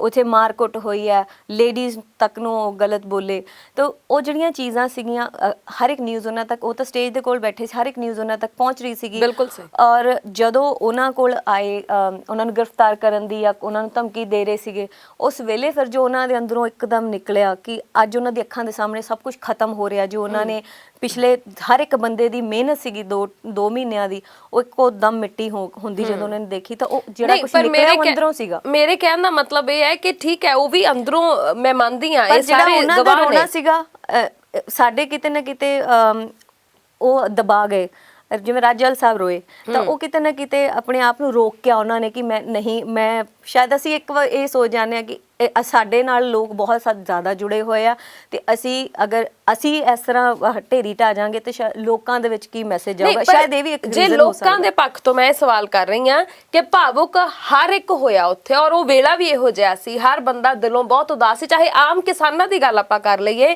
ਪਰ ਸਾਡੇ ਪੰਜਾਬੀਆਂ ਨੇ ਉਸ ਗੱਲ ਨੂੰ ਬਹੁਤਾ ਗੋਲਿਆ ਨਹੀਂ, ਅਸੀਂ ਸਰਟੀਫਿਕੇਟ ਵੰਡਣ 'ਚ ਜ਼ਿਆਦਾ ਵਿਸ਼ਵਾਸ ਰੱਖਿਆ ਰਾਦਰ ਦੈਨ ਉੱਥੇ ਜਾ ਕੇ ਜੋ ਅਸਲ ਹਾਲਾਤ ਆ ਮੋਢੇ ਨਾਲ ਮੋਢਾ ਜੋੜਨ ਦੇ। ਉਸ ਵੇਲੇ ਜਿਹੜੇ 26 ਦਾ ਜਿਹੜਾ ਵਾਕਿਆ ਸੀਗਾ, ਉਹਨਾਂ ਨੂੰ ਬਹੁਤ ਚੰਗੀ ਤਰ੍ਹਾਂ ਪਤਾ ਸੀ, ਜਿਸ ਵੀ ਏਜੰਸੀ ਨੇ ਇਹ ਕੰਮ ਕੀਤਾ ਉਹਨਾਂ ਨੂੰ ਬਹੁਤ ਚੰਗੀ ਤਰ੍ਹਾਂ ਪਤਾ ਸੀ, ਨਿਸ਼ਾਨ ਸਾਹਿਬ ਨਾਲ ਪਲੇ ਕਰ ਲਓ ਤੇ ਜੋ ਮਰਜ਼ੀ ਇਹਨਾਂ ਦੇ ਇਮੋਸ਼ਨਸ ਨਾਲ, ਸੈਂਟੀਮੈਂਟਸ ਨਾਲ ਪਲੇ ਕਰ ਲਓ। ਹਾਂਜੀ, ਕਿਤੇ ਨਾ ਕਿਤੇ ਲੋਕ ਆਹਤ ਸੀਗੇ ਇਸ ਗੱਲ ਨਾਲ ਕਿ ਸਾਡੇ ਜਿਹੜੇ ਆਗੂ ਨੇ ਉਹ ਨਿਸ਼ਾਨ ਸਾਹਿਬ ਦੀ ਬੇਅਦਬੀ ਤਾਂ ਕਿਤੇ ਹੋਈ ਨਹੀਂ ਗੀ, ਉਹਨਾਂ ਦਾ ਰੁਝਾਨ ਜਿਹੜਾ ਸੀਗਾ ਤਿਰੰਗੇ ਵੱਲ ਜ਼ਿਆਦਾ ਹੋ ਗਿਆ ਕਿ ਸ਼ਾਇਦ ਇਸ ਨਿਊਜ਼ ਨੂੰ ਨੈਸ਼ਨਲ ਮੀਡੀਆ ਨੇ ਦਿਖਾਉਣਾ ਹੈ ਕਿ ਤਿਰੰਗੇ ਦਾ ਅਪਮਾਨ ਹੋਇਆ, ਜਦ ਕਿ ਤਿਰੰਗੇ ਦਾ ਕੋਈ ਡਿਸਰਿਸਪੈਕਟ ਹੋਈ ਨਹੀਂ ਸੀ। ਬਿਲਕੁਲ ਸਹੀ। ਤੇ ਜਿਹੜੇ ਸਾਡੇ ਸਿੰਘੂ ਵਾਲਾ ਮਾਹੌਲ ਸੀਗਾ, ਉਹ ਜ਼ਿਆਦਾ ਤਿਰੰਗੇ ਦੇ ਲਈ ਉਹਨਾਂ ਨੇ 3-4 ਦਿਨ ਉਹਨਾਂ ਨੂੰ ਦਿੱਤੇ, ਕਾਫੀ ਸਾਰੇ ਮਾਰਚ ਕੱਢੇ ਗਏ ਤਿਰੰਗੇ ਦੇ ਨਾਲ, ਉਹ ਹਾਲਾਤ ਦੇ ਮੁਤਾਬਕ ਫੈਸਲਾ ਲੈਣਾ ਹੋ ਰਿਹਾ ਸੀਗਾ। ਤੇ ਜਿਹੜਾ ਐਕਚੁਅਲ ਉੱਥੇ ਨੀਡ ਸੀਗੀ ਜਿਸ ਚੀਜ਼ ਦੀ, ਉਹ ਚੀਜ਼ ਵੀ ਨਾਲ ਚੱਲ ਰਹੀ ਸੀਗੀ। ਪਰ ਮੈਨੂੰ ਲੱਗਦਾ ਕਿ ਕਿਤੇ ਨਾ ਕਿਤੇ ਕਿ ਸਾਡੀ ਜਿਹੜੀ ਸਰਕਾਰ ਹੈਗੀ ਆ, ਉਹ ਇਹ ਨਾ ਸੋਚ ਲੇ ਕਿ ਇਹ ਐਂਟੀ ਨੇ, ਐਂਟੀ ਨੈਸ਼ਨਲ ਨੇ, ਤਾਂ ਉਹ ਆਪਣੇ ਪੱਖ ਤੋਂ ਸੋਚ ਰਹੇ ਸੀ, ਉਹ ਬਿਲਕੁਲ ਸਹੀ ਸੋਚ ਰਹੇ ਸੀਗੇ ਕਿ ਅਸੀਂ ਐਂਟੀ ਨੈਸ਼ਨਲਸ ਨਹੀਂ ਹੈਗੇ ਆ। ਉਹ ਪੂਰੀ ਦੁਨੀਆ ਦੇ ਵਿੱਚ ਇਹ ਮੈਸੇਜ ਦੇਣਾ ਚਾਹੁੰਦੇ ਸੀ ਸਾਡੇ ਆਗੂ, ਪਰ ਜਿਹੜੇ ਟਕੈਤ ਸਾਹਿਬ ਸੀਗੇ ਉਹ ਇਸ ਚੀਜ਼ ਦੇ ਵਿੱਚੋਂ ਨਿਕਲ ਚੁੱਕੇ ਸੀਗੇ। ਜੀ। ਉਹਨਾਂ ਦਾ ਇਹ ਸੀਗਾ ਕਿ ਸਾਡੇ ਜਿਹੜੇ ਸਿੱਖਾਂ ਦੀ ਵੀ ਇੱਜ਼ਤ ਰਹੇ, ਸਾਡੇ ਇਸ ਅੰਦੋਲਨ ਦੀ ਵੀ ਇੱਜ਼ਤ ਰਹੇ, ਔਰ ਉਹਨਾਂ ਦੇ ਅੰਦਰੋਂ ਜੋ ਵੀ ਇਮੋਸ਼ਨਸ ਨਿਕਲੇ, ਉਸ ਇਮੋਸ਼ਨਸ ਨੇ ਸਾਰਿਆਂ ਨੂੰ ਕਨੈਕਟ ਕੀਤਾ। ਉਹ ਕੱਲਾ ਯੂਪੀ ਨਹੀਂ, ਉਹਦੇ 'ਚ ਹਰਿਆਣਾ ਵੀ ਬਹੁਤ ਵੱਡੀ ਤਾਦਾਦ ਦੇ ਵਿੱਚ ਨਾਲ ਜੁੜਿਆ, ਪੰਜਾਬ ਵੀ ਜੁੜਿਆ। ਅੱਜ ਪੂਰੇ ਹਰਿਆਣਾ ਦੇ ਵਿੱਚ ਮਹਾਪੰਚਾਇਤਾਂ ਹੋ ਰਹੀਆਂ ਜਿੱਥੇ ਟਿਕੈਤ ਸਾਹਿਬ ਦੀ ਅਗਵਾਈ ਦੇ ਵਿੱਚ ਹੋ ਰਹੀਆਂ ਨੇ, ਔਰ ਉੱਥੇ ਲੱਖਾਂ ਦਾ ਸੈਲਾਬ ਆਉਂਦਾ। ਇੱਕ ਹੋਰ ਦੱਸੋ ਕਿ ਤੁਹਾਡੇ ਤਾਂ ਹਰਿਆਣੇ ਸ਼ਹਿਰ ਦੇ ਨਾਲ ਸੰਬੰਧਿਤ ਆ, ਸੂਬੇ ਦੇ ਨਾਲ, ਵੀ ਤੁਹਾਡੇ ਉੱਥੋਂ ਦੇ ਖੇਤੀਬਾੜੀ ਮੰਤਰੀ ਜਿਹੜੇ ਜੇਪੀ ਦਲਾਲ ਹੋਰੀ, ਹਾਂਜੀ, ਪਿਛਲੇ ਦਿਨੀ ਉਹਨਾਂ ਨੇ ਇਹ ਗੱਲ ਕਹੀ ਆ ਵੀ ਕਿਸਾਨ ਤਾਂ ਮਰਦੇ ਹੀ ਹੁੰਦੇ ਆ, ਜੇ 150-200 ਕਿਸਾਨ ਮਰ ਗਿਆ ਲੱਖਾਂ ਦੇ ਵਿੱਚੋਂ ਕਿੱਡੀ ਕੁ ਵੱਡੀ ਗੱਲ ਆ। ਕਹਿੰਦੇ ਇਹ ਤਾਂ ਸਵੈ ਇੱਛਾ ਨਾਲ ਮਰੇ ਆ, ਇਹ ਕਿਹੜਾ ਕਿਸੇ ਨੇ ਲਿਆ ਕੇ ਬਿਠਾਏ ਸੀ, ਇਹ ਤਾਂ ਜੀ ਜਿਹੜੇ ਲਾਲ ਝੰਡੇ ਵਾਲੇ ਆ ਇਹ ਤਾਂ ਚੰਦਾ ਜੀਵੀ ਹੁੰਦੇ ਹਨ, ਇਹ ਫਲਾਣੇ ਹੁੰਦੇ ਹਨ, ਢਿੰਗੜੇ ਹੁੰਦੇ ਹਨ। ਜਦੋਂ ਇਦਾਂ ਦੀ ਮਾੜੀ ਬੋਲਬਾਣੀ ਕਿਸਾਨੀ ਦੇ ਪ੍ਰਤੀ ਹੋਵੇ, ਤੁਹਾਨੂੰ ਲੱਗਦਾ ਵੀ ਉਹ ਮੰਨ ਕੇ ਰਾਜ਼ੀ ਹੋਣਗੇ ਆਉਂਦੇ ਸਮੇਂ 'ਚ ਸਾਡੀ ਗੱਲ? ਖੈਰ ਮਾਫੀ ਵੀ ਮੰਗ ਗਏ ਉਹ, ਪਰ ਮਾਫੀ ਇਨਫ ਨਹੀਂ ਹੁੰਦੀ ਹੈ, ਕਿਉਂਕਿ ਜਿੰਨੇ ਵੱਡੇ ਲਫ਼ਜ਼ ਉਹਨਾਂ ਨੇ ਕਹੇ ਆ ਕਿ ਕਿਸਾਨ ਤਾਂ ਮਰਦੇ ਹੀ ਆ, ਮਰਦੇ ਤਾਂ ਫਿਰ ਤਾਂ ਸਾਡੇ ਦੇਸ਼ ਲਈ ਜਵਾਨ ਵੀ ਹੈ ਕਿ ਅਸੀਂ ਉਹਨਾਂ ਨੂੰ ਕਹਿ ਦਾਂਗੇ ਕਿ ਉਹ ਸ਼ਹੀਦ ਨਹੀਂ ਹੋਏ ਤੇ ਉਹ ਮਰੇ ਆ। ਜੀ ਬਿਲਕੁਲ, ਇਹ ਇੱਜ਼ਤ ਹੁੰਦੀ ਆ। ਉਹਨਾਂ ਨੂੰ ਥੋੜਾ ਜਿਹਾ ਆਪਣੇ ਵਰਡਸ ਤੇ ਆਪਣੇ ਲਫ਼ਜ਼ਾਂ ਨੂੰ ਥੋੜਾ ਜਿਹਾ ਸੋਚ ਸਮਝ ਕੇ ਬੋਲਣਾ ਚਾਹੀਦਾ ਕਿ ਕਿਹਦੇ ਲਈ ਉਹ ਅੰਨਦਾਤਾ ਜਿਹੜੇ ਪੂਰੇ ਦੇਸ਼ ਨੂੰ ਖਵਾਉਂਦਾ, ਦੁਨੀਆ ਨੂੰ ਖਵਾਉਂਦਾ, ਉਹਦੇ ਲਈ ਉਹ ਵਰਤ ਰਹੇ ਆ, ਔਰ ਉਹਨਾਂ ਤੇ ਬੜੀ ਵੱਡੀ ਰਿਸਪੌਂਸਿਬਿਲਿਟੀ ਹੈਗੀ। ਉਹ ਸ਼ੋਭਾ ਨਹੀਂ ਦਿੰਦਾ ਸੀ ਉਹਨਾਂ ਨੂੰ ਇਹੋ ਜਿਹੇ। ਤੁਹਾਨੂੰ ਕੀ ਲੱਗਦਾ ਕਿ ਜਿਹੜਾ ਇਹ ਕਿਸਾਨ ਅੰਦੋਲਨ ਆ, ਇਹਦੇ ਨਾਲ ਮਨੋਰੰਜਨ ਜਗਤ ਦੇ ਉੱਤੇ, ਫਿਲਮਾਂ ਦੇ ਉੱਤੇ, ਪ੍ਰੋਗਰਾਮਾਂ ਦੇ ਉੱਤੇ, ਕਲਾਕਾਰਾਂ ਦੀ ਨਿੱਜੀ ਜ਼ਿੰਦਗੀ ਦੇ ਉੱਤੇ ਕਿੰਨਾ ਕੁ ਅਸਰ ਪਿਆ ਹੋਊਗਾ? ਬਹੁਤ ਜ਼ਿਆਦਾ ਅਸਰ ਪਿਆ, ਕਿਉਂਕਿ ਪਿਛਲੇ 4 ਮਹੀਨਿਆਂ ਤੋਂ 5 ਮਹੀਨਿਆਂ ਤੋਂ ਕੋਈ ਕਮਰਸ਼ੀਅਲ ਗਾਣੇ ਨਹੀਂ ਆ ਰਹੇ ਆ।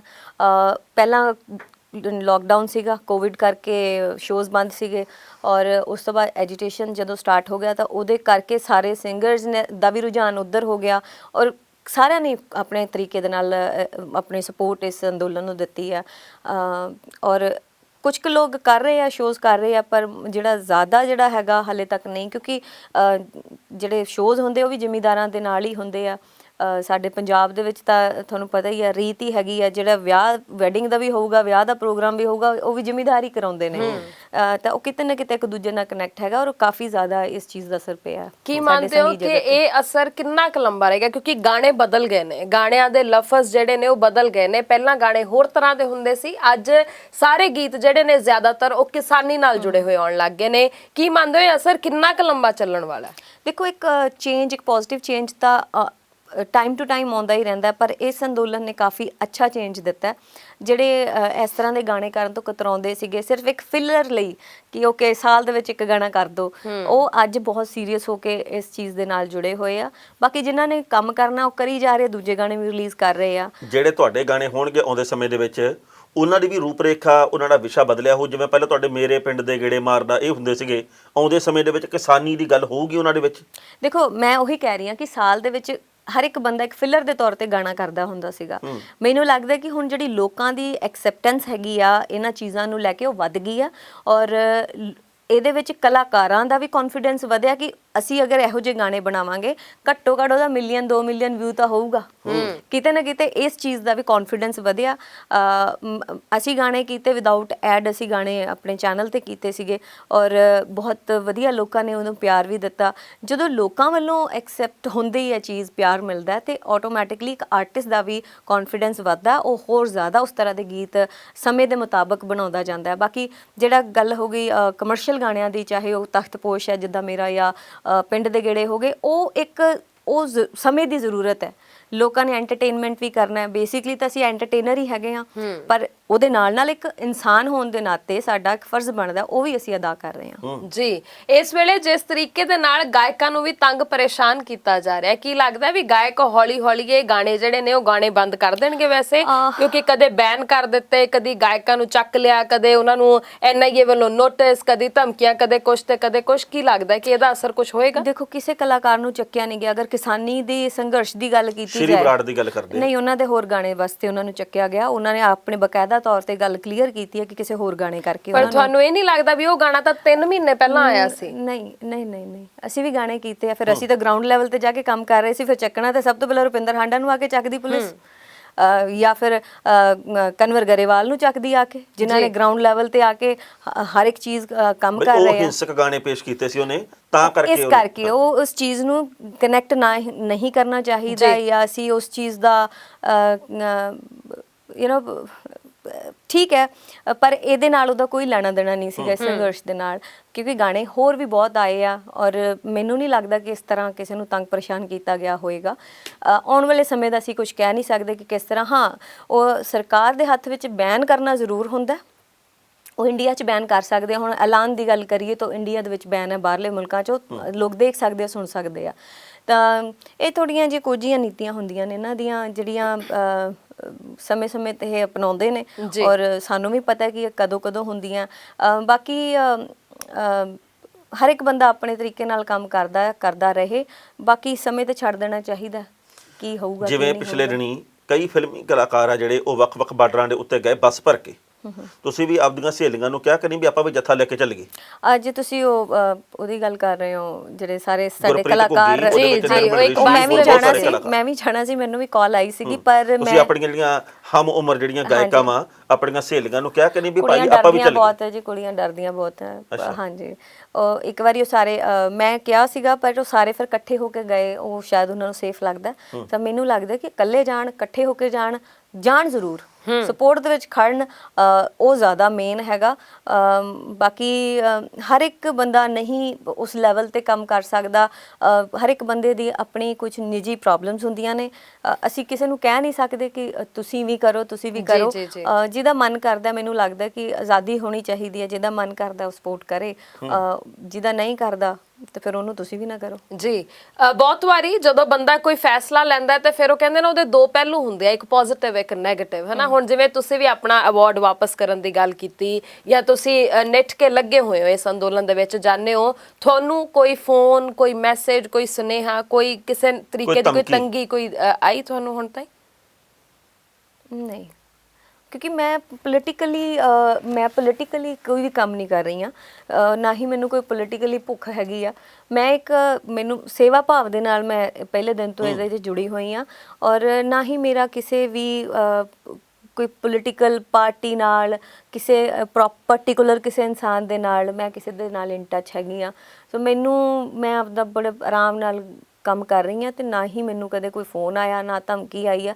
ਮੈਂ ਹੋਰਾਂ ਦੇ ਸੁਣਦੀ ਹਾਂ ਕਿ ਕਿਸੇ ਨੂੰ ਧਮਕੀ ਆਈ ਹੈ ਇੱਦਾਂ, ਪਰ ਟੱਚਵੁੱਡ ਹਾਲੇ ਤੱਕ ਸਾਡੇ ਮਿਹਰ ਹੈ। ਮੰਚ ਦੇ ਉੱਤੇ ਜਾ ਕੇ ਸਭ ਤੋਂ ਵੱਧ ਕਿਹੜੇ ਗਾਣੇ ਦੇ ਨਾਲ ਲੋਕਾਂ ਨੂੰ ਉਤਸ਼ਾਹਿਤ ਕੀਤਾ?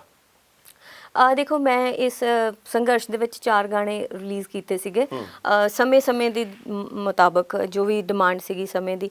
ਸਭ ਤੋਂ ਪਹਿਲਾਂ ਪੇਚਾ ਦਿੱਲੀ ਨਾਲ ਅੜਿਆ ਪਿਆ, ਤੇ ਉਸ ਤੋਂ ਬਾਅਦ ਹੱਲਾ ਸ਼ੇਰੀ। ਹਾਂਜੀ, ਪੇਚਾ ਦਿੱਲੀ ਨਾਲ ਅੜਿਆ ਪਿਆ, ਪਾਰਾ ਜੱਟਾਂ ਦਾ ਵੀ ਚੜਿਆ ਪਿਆ।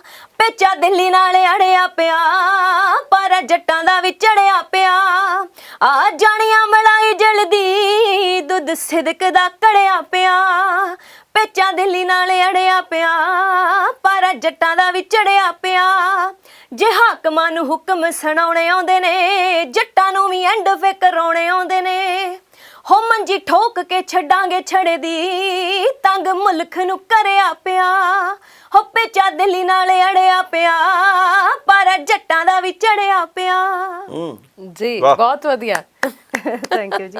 ਤੇ ਉਸ ਤੋਂ ਬਾਅਦ ਫਿਰ ਹੱਲਾ ਸ਼ੇਰੀ ਸੀਗਾ, ਫਿਰ 26 ਨੂੰ ਦਿੱਲੀ, ਫਿਰ 26 ਹਾਂ, ਵਾਹ। ਇਹ 26 ਕਿਵੇਂ ਸੀ? ਰਹਿੰਦੀ ਦੁਨੀਆ ਦੇ ਤੱਕ ਯਾਦ ਰਹੂਗੀ ਤੈਨੂੰ 26 ਦਿੱਲੀ ਹੈ। ਇਹ ਗਾਣੇ ਦਾ ਅਸੀਂ ਜਿਹੜਾ ਕ੍ਰੀਏਸ਼ਨ ਸੀਗੀ, ਅਸੀਂ ਇਹ ਸੋਚ ਕੇ ਬਣਾਇਆ ਸੀਗਾ ਗਾਣਾ ਕਿ ਇੱਕ ਅਲੱਗ ਨਜ਼ਾਰਾ ਹੋਏਗਾ, ਟਰੈਕਟਰ ਪਰੇਡ ਹੋਏਗੀ, ਬੜੀ ਡਿਸਿਪਲਿਨ ਦੇ ਨਾਲ ਹੋਏਗੀ, ਔਰ ਉਸਨੂੰ ਰਹਿੰਦੀ ਦੁਨੀਆ ਤੱਕ ਯਾਦ ਰਹੂਗਾ ਕਿ ਕੋਈ ਪਰੇਡ ਹੋਈ ਸੀ। ਸੋ ਉਹ ਇੱਕ ਸੋਚ ਕੇ ਅਸੀਂ ਉਸ ਗਾਣੇ ਨੂੰ ਬਣਾਇਆ ਸੀਗਾ ਕਿ ਜਦੋਂ ਕਦੇ 26 ਤਰੀਕ ਆਊਗੀ ਅਗਲੇ ਸਾਲ ਤੇ ਮੇਲਾ ਲੱਗਿਆ ਕਰੂਗਾ। ਮੇਲੇ ਫਿਰ ਵੀ ਲੱਗਣਗੇ, ਬਸ ਇਹ ਹੈ ਕਿ ਇੱਕ ਥੋੜੀ ਕੋੜੀ ਯਾਦ ਜ਼ਰੂਰ ਉਹਦੇ ਨਾਲ ਸਾਡੀ ਇੱਕ ਜੁੜ ਗਈ। ਜਿਵੇਂ ਇੱਕ ਸ਼ਹੀਦ ਹੋਇਆ ਮੁੰਡਾ ਨਵਰੀਤ ਸਿੰਘ, ਸੋ ਉਹ ਅਗਰ ਉਹ ਨਾ ਹੁੰਦਾ ਸ਼ਾਇਦ ਫਿਰ ਵੀ ਅਸੀਂ ਉਹਨੂੰ ਸਬਰ ਕਰ ਲੈਂਦੇ, ਪਰ ਉਹ ਜਿਹੜਾ ਇੱਕ ਕੋੜਾ ਘੁੱਟ ਉਹ ਭਰਨਾ ਪੈ ਰਿਹਾ। ਸੋ ਮੈਨੂੰ ਲੱਗਦਾ ਕਿ ਪਰੇਡ ਬਹੁਤ ਵਧੀਆ ਹੋ ਰਹੀ ਸੀਗੀ, ਤੇ ਉਹਦੀਆਂ ਤਸਵੀਰਾਂ, ਉਹਦੀਆਂ ਵੀਡੀਓ ਗੋਦੀ ਮੀਡੀਆ ਨੇ ਦਿਖਾਈਆਂ ਹੀ ਨਹੀਂ। ਦੇਖੋ ਜੀ, ਪਰੇਡ ਬਹੁਤ ਸੋਹਣੀ ਹੋਈ ਆ, ਅਸੀਂ ਖੁਦ ਉੱਥੇ ਸੀ, ਸਾਡੇ ਤੇ ਫੁੱਲਾਂ ਦੀ ਵਰਖਾ ਹੋਈ ਆ, ਲੋਕ ਹਾਰ ਪਾ ਰਹੇ ਸੀਗੇ। ਅਸੀਂ ਜਦੋਂ ਟਰੈਕਟਰ ਤੇ ਜਾ ਰਹੇ ਸੀਗੇ, ਜਿਹੜੇ ਲੋਕਲ ਸੀਗੇ ਦਿੱਲੀ ਵਾਲੇ ਬਹੁਤ ਸਪੋਰਟਿਵ ਸੀਗੇ, ਬਹੁਤ ਸਾਡੇ ਨਾਲ ਖੜੇ ਸੀਗੇ, ਸਾਡੇ ਹੱਕਾਂ ਦੇ ਨਾਲ, ਕਹਿੰਦੇ ਅਸੀਂ ਤੁਹਾਡੀ ਲੜਾਈ ਦੇ ਵਿੱਚ ਸ਼ਾਮਲ ਆ, ਅਸੀਂ ਤੁਹਾਡੇ ਨਾਲ ਆ। ਔਰ ਉਹ ਜਿਹੜਾ ਗੋਦੀ ਮੀਡੀਆ ਦਿਖਾ ਰਿਹਾ ਸੀ ਟੋਟਲੀ ਇੱਕ ਸਿਰਫ ਉਹਨੇ ਕੇ ਏਰੀਆ ਦੇ ਵਿੱਚ ਜਿੱਥੇ ਜੀ। ਕੁੱਟਮਾਰ ਹੋਣੀ ਸੀ ਜਾਂ ਉਹਨਾਂ ਨੇ ਗੋਲੇ ਸੱਟਣੇ ਸੀਗੇ, ਸਿਰਫ ਉਨੀ ਕੁ ਜਗ੍ਹਾ ਦਿਖਾ ਰਿਹਾ ਸੀਗਾ। ਪਰ ਜਿਹੜੀ ਐਕਚੁਅਲ ਪਰੇਡ ਹੋਈ ਸੀ ਬਹੁਤ ਸ਼ਾਂਤੀ ਪੂਰਵਕ, ਬਹੁਤ ਹੀ ਪੀਸਫੁਲੀ ਹੋਈ ਸੀਗੀ, ਜੋ ਕਿ ਦਿਖਾਈ ਨਹੀਂ ਗਈ ਕਿਤੇ। NDTV ਦੇ ਰਵੀਸ਼ ਕੁਮਾਰ ਹੋਰਾਂ ਨੇ ਵੀ ਤੁਹਾਡਾ ਨਾਂ ਲਿਆ, ਜੀ। ਮਾਣ ਕਿੰਨਾ ਕੁ ਹੋਇਆ? ਰਵੀਸ਼ ਕੁਮਾਰ ਦੀ ਪੱਤਰਕਾਰੀ ਹਮੇਸ਼ਾ ਤੁਸੀਂ ਵੀ ਸਾਰੇ ਮੰਨਦੇ ਹੋਵੋਗੇ ਜੀ। ਕਿ ਬੜੀ ਹੀ ਸਟੀਕ ਔਰ ਬਹੁਤ ਹੀ ਪਾਰਸ਼ਲ ਨਹੀਂ ਹੁੰਦੇ ਉਹ ਕਦੇ ਵੀ। ਤਾਂ ਜਦੋਂ ਉਹਨਾਂ ਦੇ ਮੂੰਹੋਂ ਨਾ ਸੁਣਿਆ ਖੁਸ਼ੀ ਤਾਂ ਓਬਵੀਅਸਲੀ ਹੋਈ ਆ। ਔਰ ਇੱਕ ਵਧੀਆ ਚੈਨਲ ਜਿਹੜਾ ਹਮੇਸ਼ਾ ਸੱਚ ਦੇ ਨਾਲ ਖੜਦਾ, ਉਸ ਚੈਨਲ ਤੇ ਉਹ ਨਿਊਜ਼ ਆਈ ਆ, ਸੋ ਵਧੀਆ ਲੱਗਾ ਜੀ। ਆਪਾਂ ਗੱਲਾਂ ਬਾਤਾਂ ਹੋਰ ਵੀ ਕਰਨੀਆਂ ਸੀ, ਪਰ ਸਮਾਂ ਜਿਹੜਾ ਬਹੁਤ ਥੋੜਾ ਰਹਿ ਗਿਆ। ਸੋ ਜਾਂਦੇ ਜਾਂਦੇ ਜੇ ਨੌਜਵਾਨੀ ਨੂੰ ਖਾਸ ਤੌਰ ਤੇ ਕੋਈ ਸੁਨੇਹਾ ਦੇਣਾ ਚਾਹੋ ਤਾਂ? ਜੀ ਬਸ ਮੈਂ ਇਹੀ ਸਾਰਿਆਂ ਨੂੰ ਰਿਕੁਐਸਟ ਕਰਨਾ ਚਾਹੁੰਦੀ ਹਾਂ ਕਿ ਜਿਹੜਾ ਇਹ ਅੰਦੋਲਨ ਹੈਗਾ, ਜਦੋਂ ਤੱਕ ਇਹ ਚੱਲਦਾ, ਤੁਸੀਂ ਪੀਸਫੁਲੀ ਜਿਹੜੇ ਯੂਥ ਹੈਗਾ ਪੀਸਫੁਲੀ ਇਹਦੇ ਨਾਲ ਅਸੀਂ ਜੁੜੇ ਰਹਿਣਾ ਔਰ ਅੱਗੇ ਵਧਾਉਣਾ। ਮੈਨੂੰ ਲੱਗਦਾ ਕਿ ਜੋ ਆਗੂ ਸਾਡੇ ਕਹਿੰਦੇ ਆ, ਆਗੂਆਂ ਨੂੰ ਜ਼ਰੂਰ ਸੁਣਨਾ ਚਾਹੀਦਾ ਔਰ ਜੋ ਸਹੀ ਤੁਹਾਨੂੰ ਲੱਗਦਾ ਉਹਦੀ ਸਪੋਰਟ ਕਰੋ। ਮੈਂ ਆਗੂਆਂ ਦੀ ਗੱਲ ਕਰ ਰਹੀ ਹਾਂ, ਹੋਰ ਦੂਜੇ ਤੀਜੇ ਲੋਕਾਂ ਦੀ ਨਹੀਂ ਮੈਂ ਗੱਲ ਕਰ ਰਹੀ, ਮੈਂ ਸਿਰਫ ਆਗੂਆਂ ਨੂੰ ਸੁਣਨ ਦੀ। ਕਿਉਂਕਿ ਅਗਰ ਅੱਜ ਪਿੱਛੇ ਵੀ ਅਗਰ ਕੋਈ ਸੰਘਰਸ਼ ਹੋਇਆ, ਉਹ ਵੀ ਸਾਡੇ ਇਹਨਾਂ ਲੀਡਰਸ ਨੇ ਹੀ ਲੜੇ ਆ।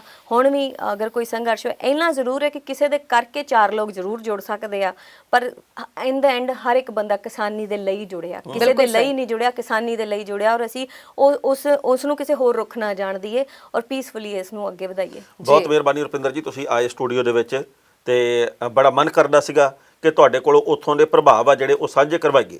ਤੇ ਤੁਸੀਂ ਲਗਾਤਾਰ ਨਿੱਠ ਕੇ ਜੁੜੇ ਰਹੋ ਕਿਸਾਨ ਅੰਦੋਲਨ ਦੇ ਨਾਲ, ਉੱਥੇ ਜਾ ਕੇ ਆਪਣੀਆਂ ਪੇਸ਼ਕਾਰੀਆਂ ਵੀ ਕਰਦੇ ਰਹੋ, ਲੋਕਾਂ ਨੂੰ ਲਾਮਬੰਦ ਵੀ ਕਰਦੇ ਰਹੋ। ਬਹੁਤ ਧੰਨਵਾਦ ਤੁਹਾਡਾ। Thank you. ਬਹੁਤ ਬਹੁਤ ਸ਼ੁਕਰੀਆ ਜੀ। ਦੁਬਾਰਾ ਜਦੋਂ ਕਿਤੇ ਮੌਕਾ ਮਿਲਿਆ ਆਪਾਂ ਫਿਰ ਵਿਚਾਰਾਂ ਦੀ ਸਾਂਝ ਪਾਵਾਂਗੇ। ਫਿਲਹਾਲ ਦੇ ਲਈ ਪ੍ਰੋਗਰਾਮ ਨੂੰ ਇੱਥੇ ਹੀ ਸਮੇਟਦੇ ਹਾਂ ਜੀ। ਜਾਣਦਾ ਹੋ ਗਿਆ ਵੇਲਾ, ਆਪਣੀ ਪ੍ਰਤੀਕਿਰਿਆ ਜ਼ਰੂਰ ਸਾਡੇ ਤੱਕ ਪਹੁੰਚਾਇਓ। ਤਿੰਨਾਂ ਨੂੰ ਦਿਓ ਇਜਾਜ਼ਤ। ਸਤਿ ਸ਼੍ਰੀ ਅਕਾਲ। ਤੁਸੀਂ ਵੇਖਦੇ ਰਹੋ ਪ੍ਰਾਈਮ ਏਸ਼ੀਆ ਟੀਵੀ, ਤੁਹਾਡਾ ਆਪਣਾ ਤੁਹਾਡੇ ਲਈ। ਉਹ ਵੀ ਹਾਜ਼ਰ ਹੈ ਜੱਜ ਦਾ ਵਿਚਾਰ।